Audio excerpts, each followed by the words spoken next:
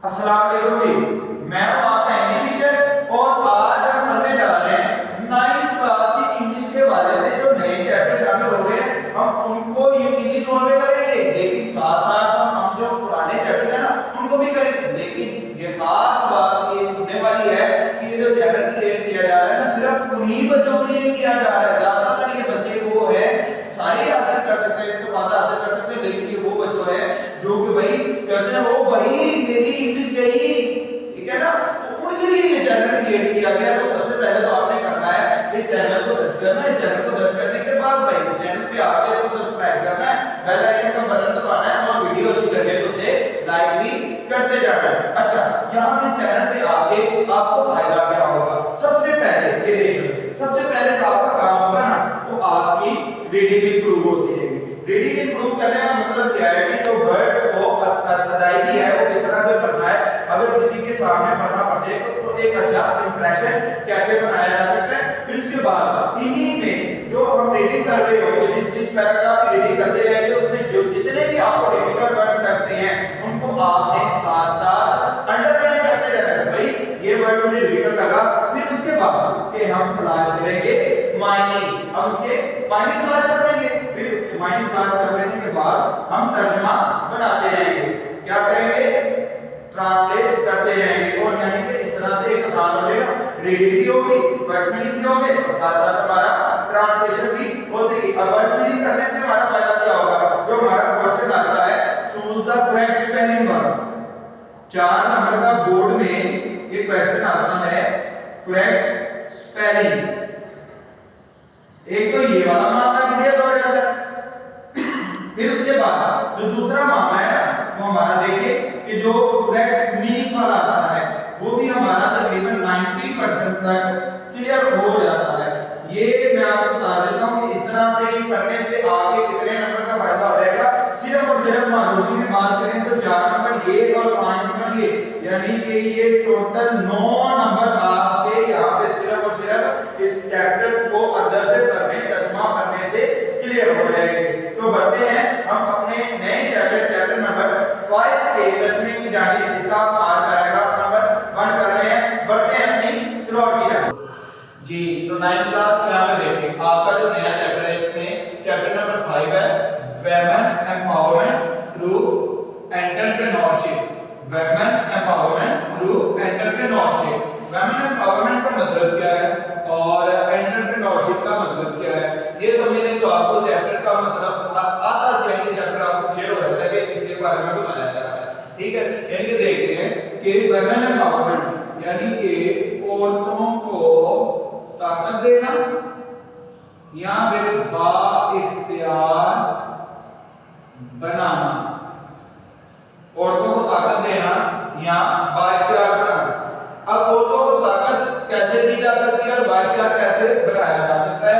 Through, भाई वो कह रहा है के जरिए से, मतलब कि उसने कोई ना कोई सोर्स भी बता दिया है कि कोई जरिया है किस तरीके से औरतों को क्या किया जा सकता है, बाइख्तियार बनाया जा सकता है। वो जरिया क्या है? थ्रू एंटरप्रेन्योरशिप, कारोबारियत के जरिए से।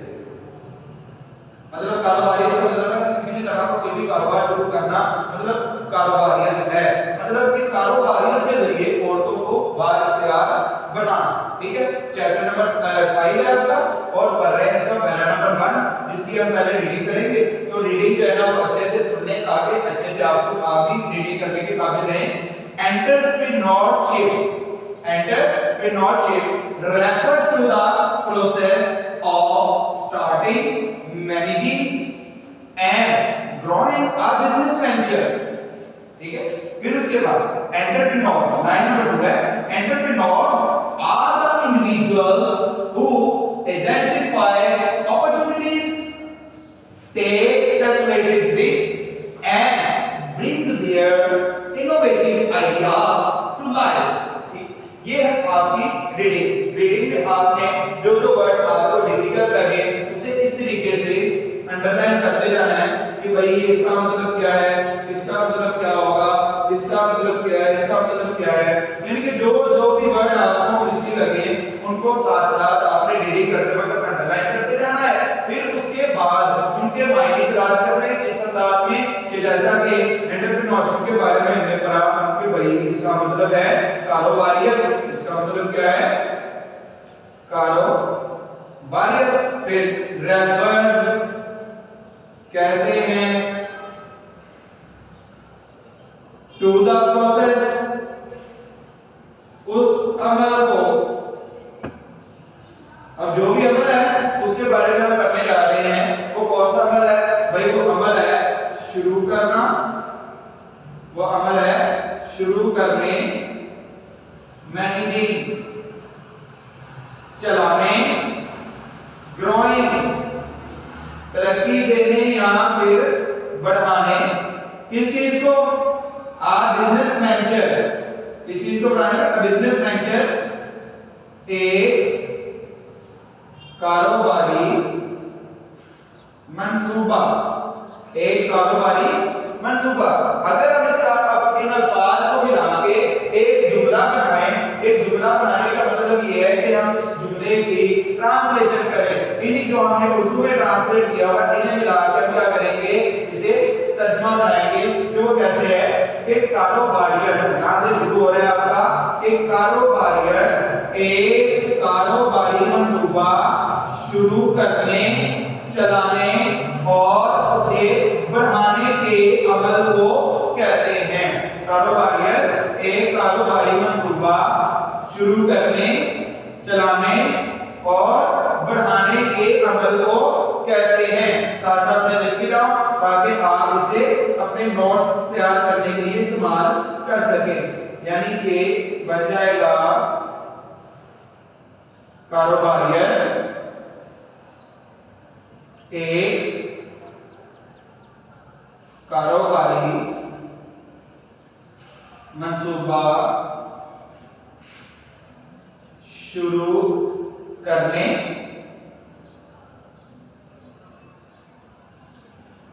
चलाने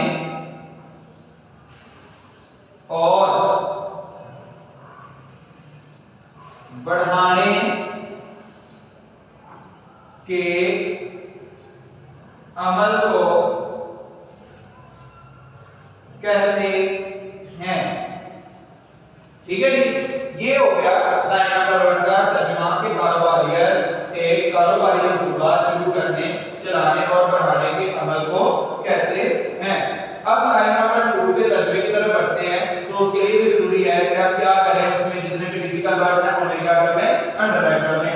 जैसा कि एंटरप्रेन्योर्स कौन से हैं, ये इंडिविजुअल्स का मतलब क्या है, आइडेंटिफाई का मतलब क्या है, ये अपॉर्चुनिटीज क्या होती हैं। फिर उसके बाद ये एक कैलकुलेटेड रिस्क, इसका मतलब क्या होगा। फिर उसके बाद ब्रिंग का मतलब क्या है, इनोवेटिव आइडियाज का मतलब क्या है, और यहाँ पे टू लाइफ का मतलब क्या बनेगा। इस तरह से जब हम इनको डिफिकल्ट वर्ड्स को क्या कर लेंगे, ट्रांसलेट कर लेंगे, तो हमें उर्दू तर्जुमा बनाने में किसी भी तरह की मुश्किल पेश नहीं आएगी। तो करते हैं एंटरप्रेन्योर। एंटरप्रेन्योर्स के लिए कहेंगे कारोबारी अफराद। एंटरप्रेन्योर्स कारोबारी अफराद आर द इंडिविजुअल्स, इस सारे को इकट्ठा कर लेते हैं कि वो अफराद होते हैं। कारोबारी अफराद वो अफराद होते हैं। अब कौन होते हैं वो? जी, हु, जो के आइडेंटिफाई, भाई जो के शनाख्त करते हैं, जो के शनाख्त। आइडेंटिफाई का मतलब होता है शनाख्त करते हैं। अब किस चीज की शनाख्त करते हैं ये हमें देखना है। अपॉर्चुनिटीज, अपॉर्चुनिटीज भाई मौके, मौका की जमा मौके, मतलब कि किस किस्म का मौका है वो हम देखते हैं। टेक कैलकुलेटेड रिस्क, भाई सोच समझकर, सोच समझकर, कैलकुलेटेड नाप तोल कर या सोच समझकर खतरात लेते हैं, खतरात लेते हैं। फिर उसके बाद एंड ब्रिंग, और लाते हैं, क्या लाते हैं या बदलते हैं, ब्रिंग लाते हैं या बदलते हैं, दोनों सूत्रों में आप कर सकते हैं। क्या लाते हैं? देयर इनोवेटिव आइडियाज, अपने जदीद ख्यालात को, अपने जदीद ख्यालात को किस तरह हकीकत में मतलब यहाँ पे अगर हम बनाएंगे जुमला तो इस वर्ड को अगर हम लाते हैं ब्रिंग कैसे होता है लाना ही, यहाँ बदलना ही, इस जुमले के मुताबिक कहेंगे इसे जी बदलते हैं, इस जुमले के मुताबिक बदलते हैं, मतलब अपने जदीद ख्यालात को हकीकत में बदलते हैं। अब यहाँ पे इस लाइन का तर्जुमा बनाते हैं कि हम बात को जोड़ के, तो देखिए जरा क्या बनता है कि entrepreneurs are the individuals who identify opportunities, take calculated risk and bring their innovative ideas to life. यानी कि कारोबारी अफराद वो अफराद होते हैं जो कि मौके की शिनाख्त करते हैं, जो कि मौके की शिनाख्त करते हैं, सोच समझकर खतरात लेते हैं और अपने जदीद ख्यालात को हकीकत में बदलते हैं, अपने जदीद ख्यालात को हकीकत में बदलते हैं। यहाँ पर हम मुहावरा नीचे लिख भी देते हैं ताकि आपको अपने नोट्स लिखने में आसानी रहे कि कारोबारी अफराद वो अफराद होते हैं, कारोबारी अफराद वो अफराद होते हैं जो मौके की शिनाख्त करते हैं,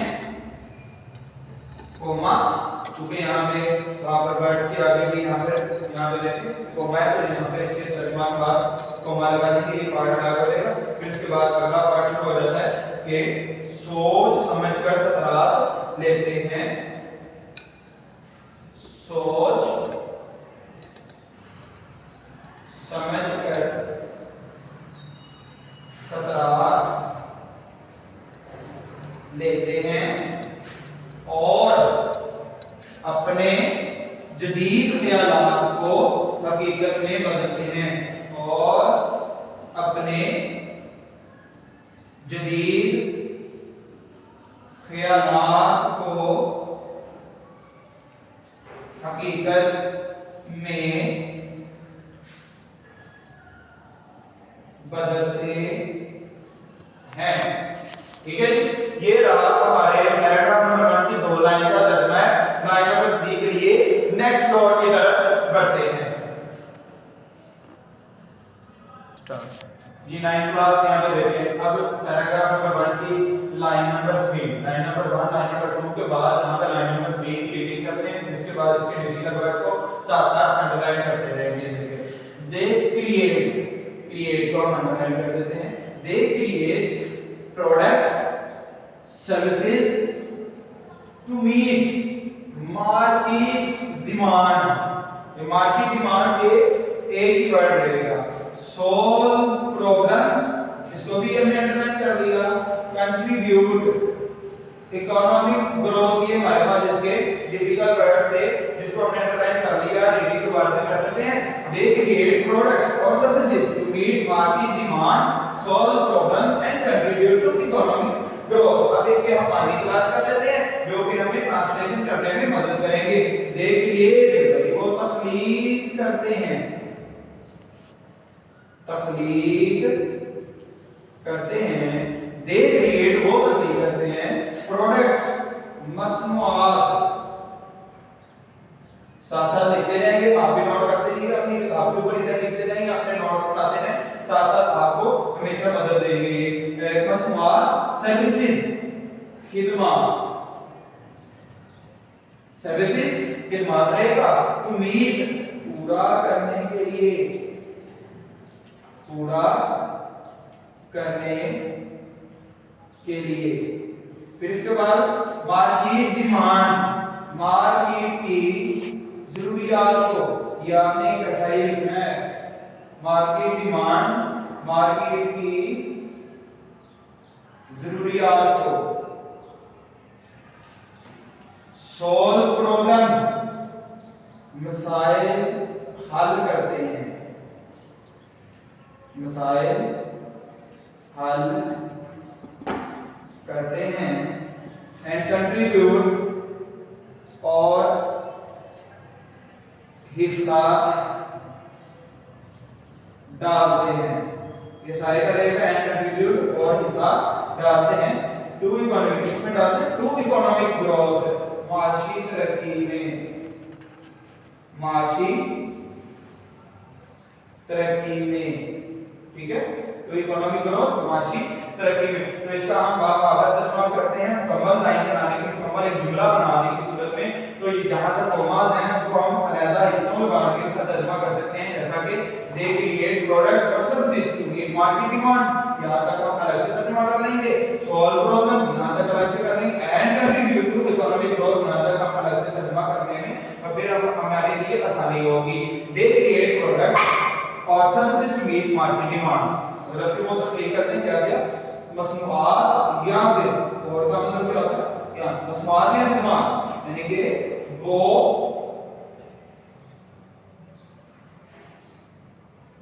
मसनूआत या खिदमत तख्लीक करते हैं, तख्लीक करते हैं किस मकसद के लिए? मार्केट की जरूरियात को पूरा करने के लिए, मार्केट की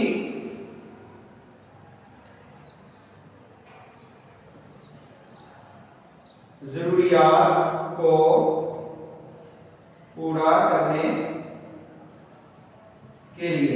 एक तो ये तरीकाकार हो गया। अब दूसरा तरीकाकार ये भी हो सकता है कि हम इसे ये कह सकते हैं कि वो मार्केट की जरूरियात को पूरा करने के लिए मसनूआत या खिदमत तख्लीक करते हैं। तो दोनों सूरतों में आपका जुमला दुरुस्त रहेगा। आगे बढ़ते हैं।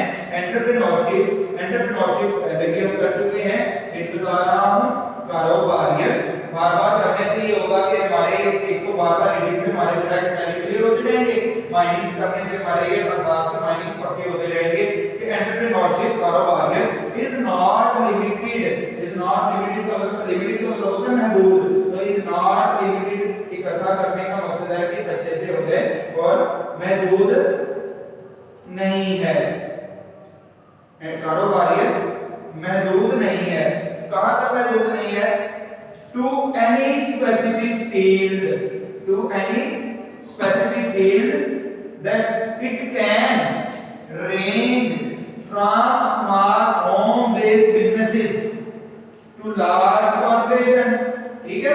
तो मतलब महदूद नहीं है कहां तक? टू एनी स्पेसिफिक फील्ड, किसी भी खास शोबा के लिए, किसी खास शोबा तक, मतलब कि कारोबारियत किसी खास शोबे तक महदूद नहीं है। फिर महदूद नहीं है तो कहां तक जा सकती है? ये अगली लाइन में बता रहा है it can range, it can, यहां से हम सारा कर लेते हैं, इसको मुकम्मल करने का मतलब ये है कि ये फैल सकती है, इट कैन रेंज, इस सारे का मतलब है ये फैल सकती है। कहां तक ये फैल सकती है? From small home based businesses, यानी कि छोटे घरेलू कारोबार से लेकर,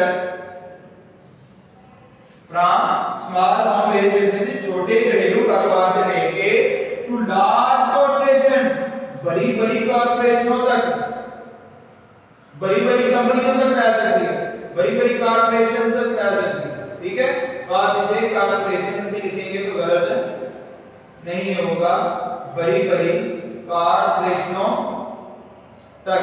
अब इन अल्फाज को मिला के हमारा जो वतीरा है उसके मुताबिक हम अपना तर्जुमा कर लेते हैं कि पहले कॉमा से हम ये यहां पहला हिस्सा बना लेते हैं कि entrepreneurship is not limited to any specific field, मतलब कि भाई कारोबारियत, कारोबारियत किसी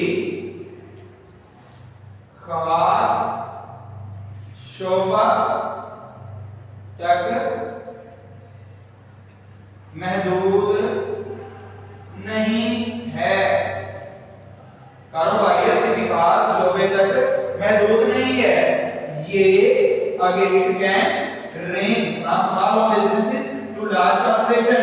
भाई ये छोटे घरेलू कारोबार से लेके ये